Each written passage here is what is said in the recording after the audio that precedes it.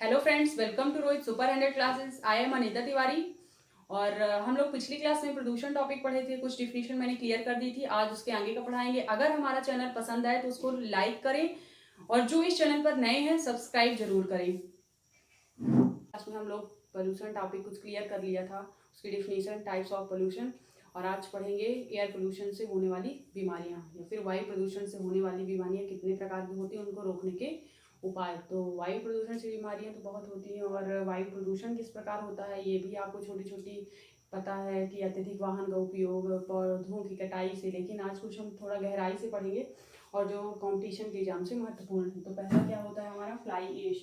वायु प्रदूषण से कौन सी बीमारी होती है? Fly ash. तो फ्लाई ऐश अगर वायु में सिलिका, एल्यूमिनियम और लोहे के oxide, cadmium, calcium, magnesium, cobalt, arsenic आ जाते हैं तो कौन सी बीमारी होती है? Fly ash. ये वायु प्रदूषण से होने वाली पहली बीमारी है।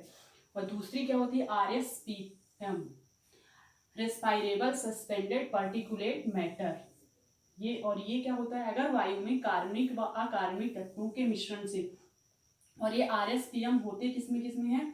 दरी में होते हैं, पर्दे में होते हैं, और टीवी मोबाइल, पर्दे हो गए और टीवी मोबाइल के जो कवर होते हैं उसमें RSPM मिक्स होता है। और RSPM कार्बनिक व अकार्बनिक तत्वों का मिश्रण है जो कि वायु प्रदूषण अत्यधिक मात्रा में फैलाता है।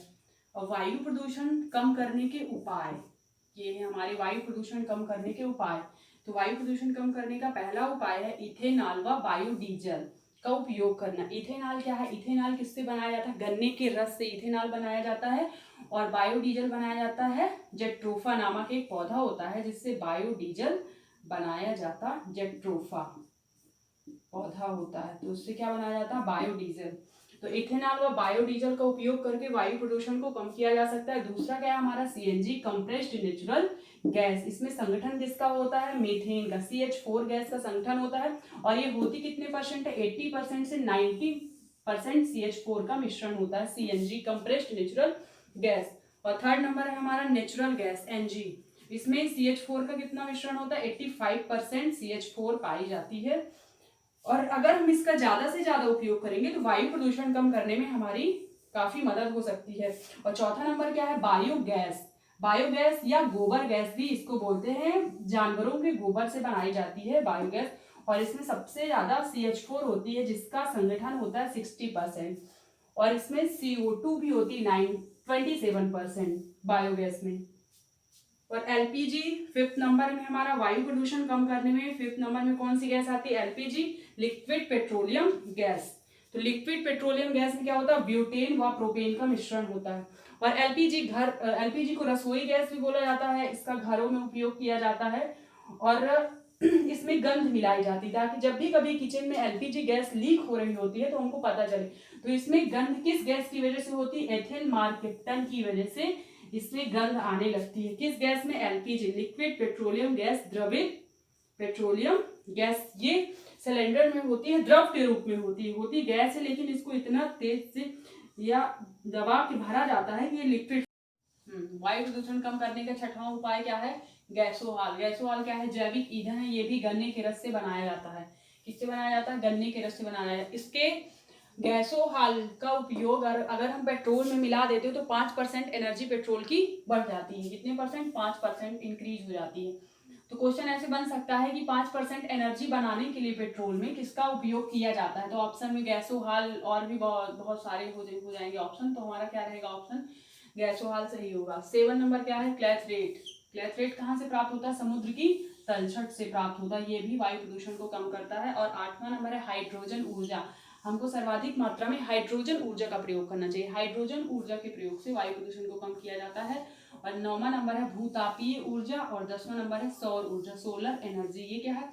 सौर ऊर्जा क्या है? नवीनीकृत स्रोत है और इसका लगातार कई वर्षों से इसका उपयोग करते हुए आ रहे हैं और हमको काफी दिनों तक इसकी ऊर्जा प्राप्त होती रहेगी। तो इसका ज्यादा से ज्यादा उपयोग करना चाहिए। और ये प्रदूषण भी नहीं फैलाता है। तो ये हमारे कितने 10 हो गए वायु प्रदूषण कम करने के उपाय या स्रोत। अब हमारा अगला क्या है? जल प्रदूषण। वाटर पोल्यूशन क्या है? तो वाटर पोल्यूशन तो आपको पता ही होगा क्या है। और फिर इसका बताते हैं पेयजल। पेयजल का पीएच मान कितना होता है? 7 से 8। तो 0 से 7 तक क्या होता है, उसका अम्लीय मान कहलाता है। 0 से 7 तक का अम्लीय मान होता है, और 7 क्या होता है, उदासीन हो जाता है। 7 क्या है, उदासीन। और 7 से 14 क्या हो जाता है हमारा, क्षारीय मान कहलाता है। क्षारीय, एसिड, सॉरी बेस। और पेयजल का pH मान 7 से 8 होता है, क्षारीय हो जाता है। अशुद्ध जल, शुद्ध जल या डिस्टिल्ड वाटर का pH वैल्यू कितनी होती है, 7 होती है, यानी कि उदासीन होती है। और पेयजल में क्या मिक्स होता है, calcium, chlorine, phosphorus, sulphur, zinc. तो इनकी उपस्थिति की वजह से हमारा pH मान बढ़ जाता है, कैल्शियम, क्लोरीन, फास्फोरस, जिंक की उपस्थिति की वजह से। अब जल प्रदूषण के प्रकार देख लेते हैं, कितने प्रकार के हैं। जल प्रदूषण कितने प्रकार से फैलता है, जल प्रदूषण और रासायनिक प्रदूषण। तो यानी कि जल प्रदूषण पहला है रंग, राख, रेत, धूल, नमक, शक्कर आदि, या फिर जैसे नदियों तालाबों में रासायनिक पदार्थ हो गया।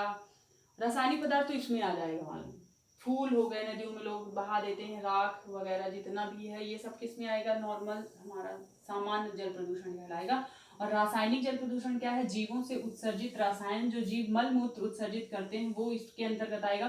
फैक्ट्रियों से निकला हुआ औद्योगिक कचरा जब जल में प्रदूषित होता है तो वो रासायनिक प्रदूषण के अंतर्गत आएगा। कृषि से निकला हुआ औद्योगिक, कृषि से निकला हुआ कचरा, अमोनिया हो गया, यूरिया, सल्फर आदि जितने भी होते हैं वो किसके अंतर्गत आते हैं, रासायनिक जल प्रदूषण। ये रासायनिक रूप से जल का प्रदूषण करते हैं।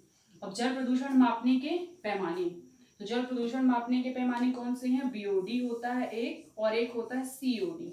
तो पहले बीओडी देख लेते हैं, बीओडी है क्या। बीओडी बायोलॉजिकल ऑक्सीजन डिमांड, यानी कि जब किसी भी जल में अगर बीओडी की मांग सर्वाधिक होती है, बायोलॉजिकल ऑक्सीजन डिमांड की मांग अगर अधिक होती है, तो वह जल प्रदूषित माना जाता है। तो प्रदूषित, अगर किसी जल में कोई भी बैक्टीरिया 5 दिन से ज्यादा जीवित रह सकता है, कितने दिन से, 5 दिन से ज्यादा जीवित रह सकता है, यानी कि उस बैक्टीरिया की उपापचय क्रियाएं हो रही हैं। क्या हो रही, उपापचय क्रियाएं हो रही हैं। उपापचय यानी कि बैक्टीरिया को कार्बनिक व अकार्बनिक पदार्थ मिल रहे हैं, जिससे वह अपना जीवन यापन कर रहा है। अगर उसको ये सब पदार्थ नहीं मिलेंगे तो वो मर जाएगा।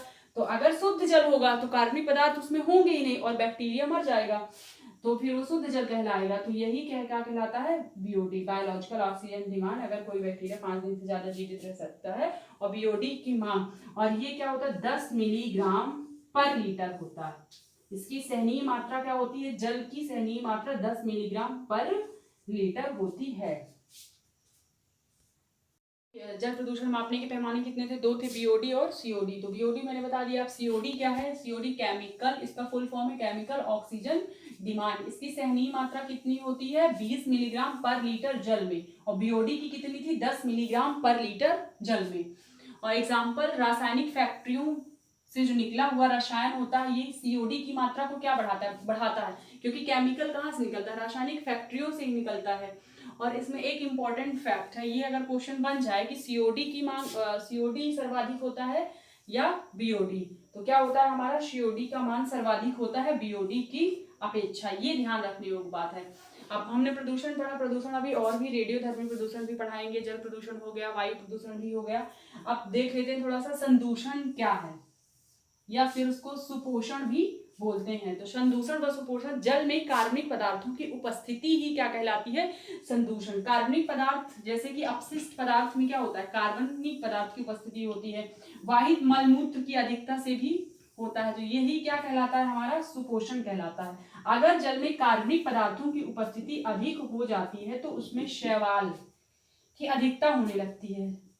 तो शैवाल की अधिकता होने से क्या, शैवाल जल को ढक लेते हैं चारों तरफ से, ये क्या जल को हानि पहुंचती है, जिससे यही क्या कहलाता है हमारा, संदूषण या सुपोषण। अगर आज की क्लास आपको अच्छी लगी हो तो चैनल को लाइक करें, और आपको ये पीडीएफ प्राप्त करना है तो इस टेलीग्राम लिंक @वर्ग 3 से आपको पूरा पीडीएफ प्रोवाइड करा दी जाएगी। Thank you everyone.